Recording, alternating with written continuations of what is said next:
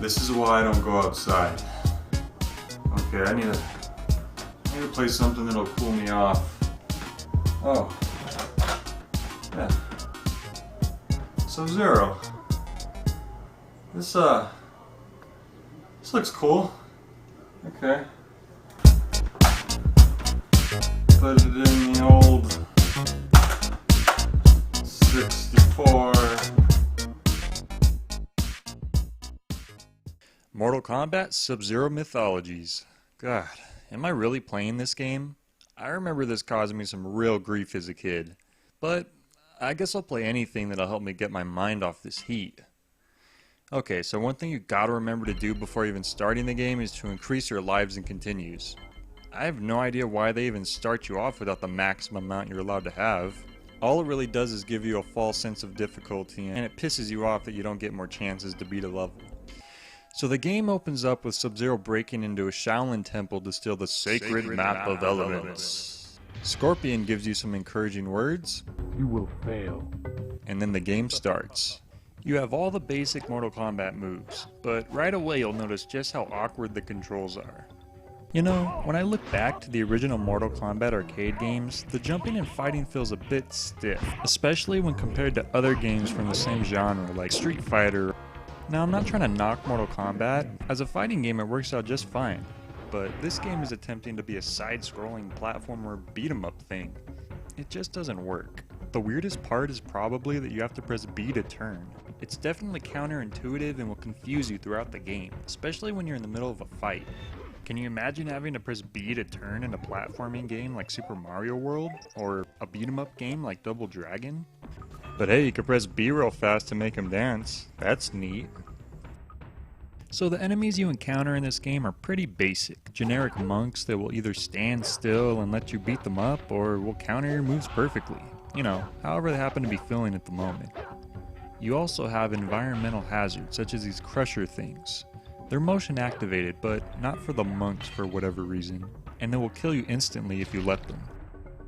As you play through the level, you get experience points for beating up enemies, which in turn leads to unlocking special moves. That's right, Sub-Zero has to unlock his freeze ability. You also get items, some of which you can mix together for a greater effect. So, after walking right for a while, you come to a dead end. Guess there's nowhere to go but down. Well, it led to a new area, but also got me killed. Oh, I see. You gotta jump down in a particular way. Yeah, totally self-explanatory. Guess I gotta go up here now. Man, this is taking forever. When am I gonna... Oh, dead end. Nice. And I can't jump down or else I'll die. Well, so you just keep walking to the left until you run into your old pal Scorpion. Wow, this almost feels like I'm actually playing Mortal Kombat. The fight isn't too difficult, just use your freeze-a-lot and you're good. I wonder if I can... Yeah, alright.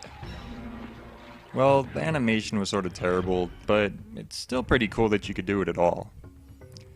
Sub-Zero picks up the map, and...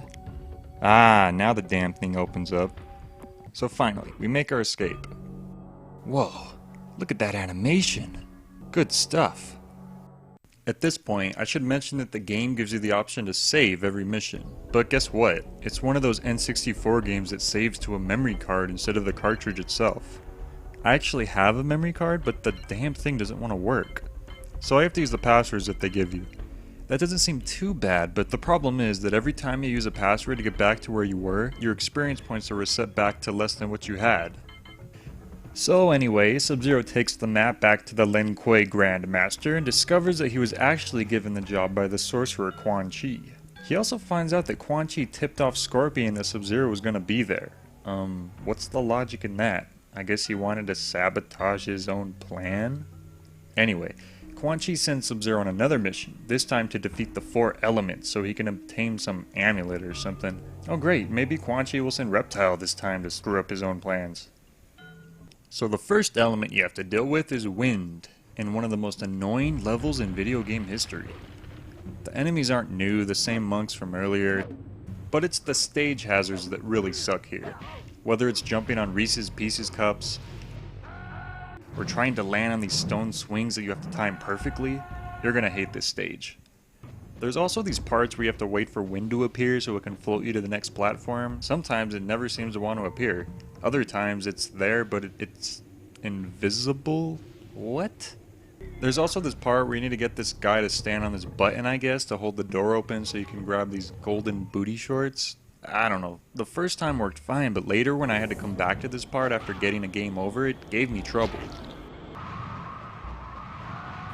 Oh come on, I fell an inch too high and I died. So if you manage to get through this level without breaking the cartridge, you finally come up against the elemental wind god. It's kinda cool seeing Fujin in another game, even if he looks nothing like he did in Mortal Kombat 4.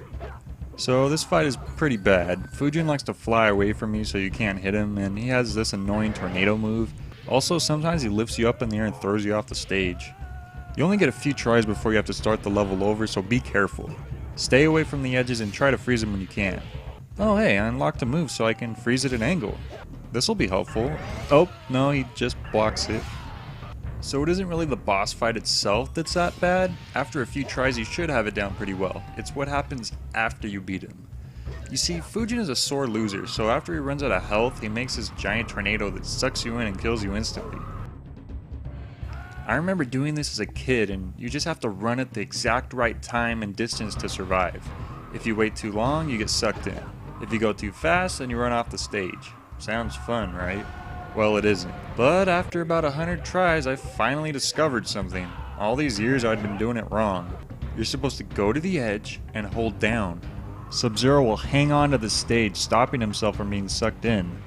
This doesn't happen any other time in the game. There's nothing to indicate to do this. How the hell would I know?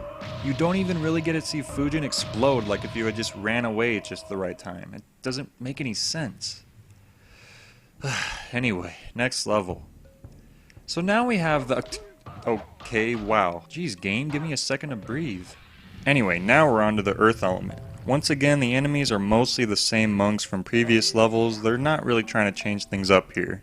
While the level hazards here are at least not quite as annoying as the wind level. Mostly.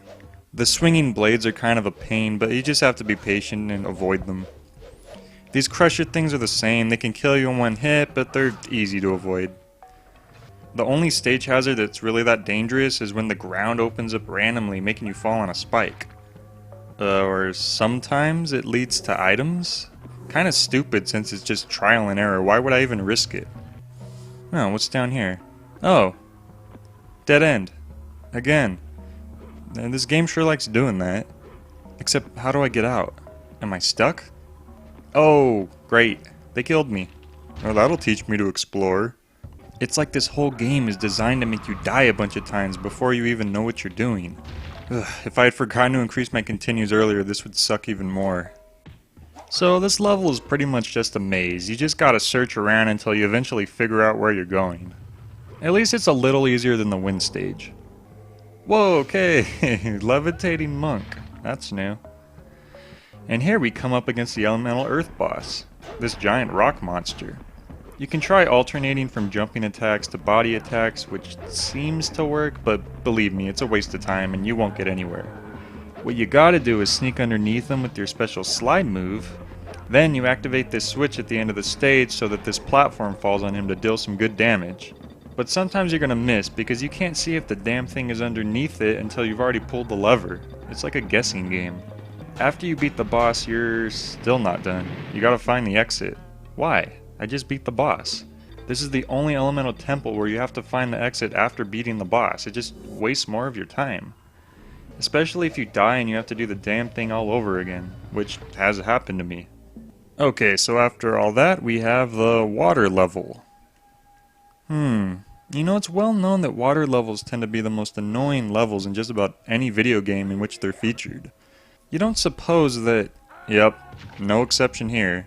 Remember when I said that the earth level was kind of like a maze? Well, the water level's the same way, except you have to slowly navigate the thing by climbing up and down ropes. Just climbing up and down and up and... Oh, fell in water. And then down. Oh, look, some monks. Oh, I don't have that key yet, I guess I gotta go back and look for it. And down. And it isn't even that difficult really. The enemies are the exact same as before except for some eels that you just have to avoid. The whole thing is just a waiting game. I mean, look at this part. You're literally standing on this floating thing waiting for it to take you to where you need to go, and as if to rub it in that you're waiting so long already, it actually takes you to the right first when your destination is at the left. Sometimes you want to hurry up and proceed further, but it just ends up costing you a life and making you have to restart. Okay, I found a key. Now let's see if I can open this door. And, are you serious? Wow, great. Gotta start all over again. I guess I should have read the description of this key. My bad. Okay, no, slide. Ugh, damn it. Okay, I got it this time. Come on. Whew, okay. Now I just gotta wait for this platform to come. Ah, asshole. Damn, I missed it. Okay, just a little... stop. Seriously? Okay, gotcha. Try to sneak up on me. God damn. So if you somehow have the patience to deal with this level, then you'll eventually reach the water boss. There isn't anything too special to note here, except that you can actually freeze him since he's water. Well, sometimes. So finally, we're on to the final elemental level, fire. Man, I bet you can only guess what challenging stuff we have to deal with after those last few levels, right? Well, actually, this is the easiest and shortest level of them all. Yeah, seriously. I actually beat this level without dying once, on my first try. Every other level I had to continue multiple times just to get through. Yet, this was the one that they saved for last? Is this some kind of joke? What the level calls hazards are merely fiery floors that barely do any damage, and these hole-in-the-walls that shoot pathetic hot bursts of air at you. It's a real downgrade from all the instant death stage hazards previously encountered up until this point. What happened? Oh, but there's some different enemies this time. Sorta. Along with the monks, we now have big monks and fast monks. Whoopee. After you get through this cakewalk, you come up against the elemental fire boss. I actually like his design. It's kind of like a fiery Raiden. You can't freeze him, obviously, but at this point you've probably stocked up on so many items that it's impossible for you to lose to him. After the battle, Sub-Zero goes to retrieve that amulet for Quan Chi, except he's already there. Okay. Quan Chi tells him that the amulet belongs to Shinnok and claims that he'll soon destroy the Earth Realm. He disappears and then Raiden appears right after. Great timing. Raiden, spelled Raiden for copyright reasons? I don't know. Anyway, Raiden tells Sub-Zero that it's up to him to go save the Earth or something, and sends him to the Nether Realm to go after the amulet. Oh great, this game isn't over yet. Oh, awesome. Finally, there's different enemies to deal with. Oh crap, they're actually really difficult to get past. Like, really, they're a pain in the ass. Once again, you gotta take things slow and attack strategically, or at least as strategically as this game will let you. Ah, this must be the mini-boss. Jeez, the continue screen's so abrupt. I mean, can you at least wait until Sub-Zero's body hits the ground first? Hey, I got a new move. With 2 freezes, I can kill enemies instantly. Except the first guy I try it on. Yeah, he'll just respawn. You just gotta do everything the long way with this game, I guess. Fun stuff. Okay, this next thing you gotta do is just annoying. You have to get these card keys to progress, but after finding one, I had no idea how to use them. I didn't know if I wasn't hitting the right button, or if I was missing some other item, or what. I literally tried for almost an hour until I finally decided to just look it up. And guess what? No, seriously. I want you to guess what you have to press to get the elevators to work. You're not gonna get it right. Okay, did you guess? Okay, it's A and high kick. Yeah, A and high kick. You literally cannot press these 2 buttons at the same time with just your thumb. Look, I got big thumbs. I can't even do it. Why? Why the hell would it be those 2 particular buttons? Why not just A to activate like every other thing in the damn game? I actually almost quit right here because of this, but you know what? I'm actually going to try to beat this game. So you use the elevator keys to progress through the level, nothing else really complicated. Oh, except this crap. Yeah, giant death robot, no biggie. It's pretty much the exact same fight as the Earth boss, except no way to deal any extra damage. So once again, you just gotta take your time and slowly whittle down his health.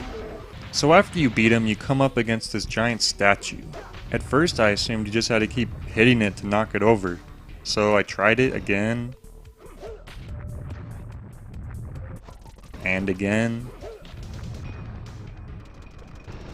And again. But that didn't work. Turns out you have to go back and find this strength potion so you can have enough power to knock the thing over. Retracing my steps in a game that's already monotonous? Wow, how fun.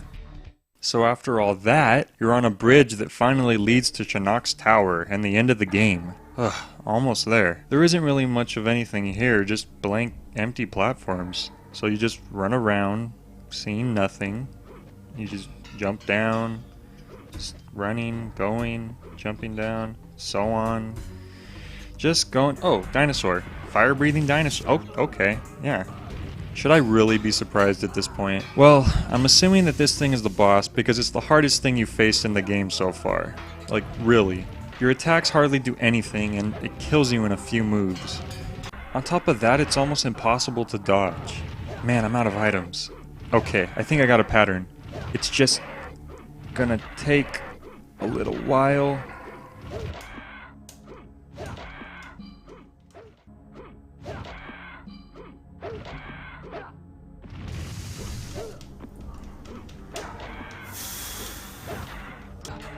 Just a little more. Almost. Oh, no. No.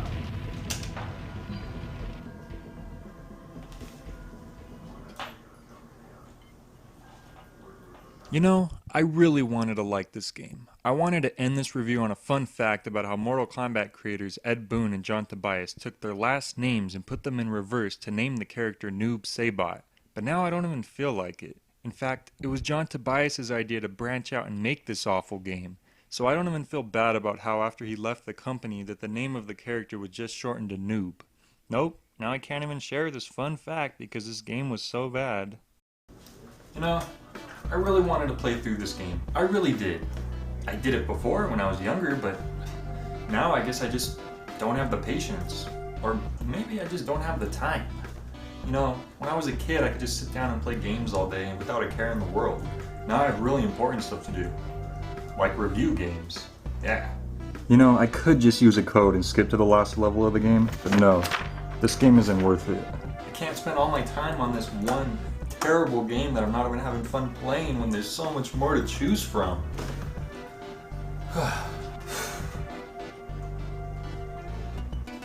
You know, it doesn't matter if you're in Southern California in the middle of July or if you're on the surface of the sun. When you're done playing this game, it just makes you feel cold and empty on the inside. I think I'd rather have a sunburn than play this game. Speaking of,